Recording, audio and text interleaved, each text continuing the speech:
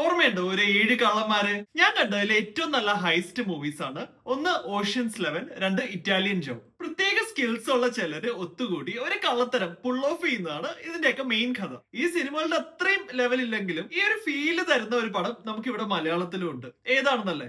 കഥ നടക്കുന്നത് തൃശ്ശൂരിലാണ്. മാർട്ടിൻ എന്നൊരു കള്ളന്റെ കുംഭസാരത്തിലൂടെ ഒരു അമ്പലത്തിലെ മോഷണത്തിനിടയിൽ പിടിക്കപ്പെടുന്ന മാർട്ടിൻ ജയിലിലെത്തുകയാണ്. ആ ജയിലില് 6 പേരെ പരിചയപ്പെടുകയാണ്. ഇവർക്ക് എല്ലാവർക്കും ഒരു ബാക്ക് സ്റ്റോറി ഉണ്ട്. ചിലത് നല്ല രസമാണ്, എന്നാൽ ചിലത് കുറച്ച് ഇമോഷണൽ. ഇവരുടെ പലരുടെയും സ്റ്റോറീസിൽ ഒരാളാണ് വില്ലൻ.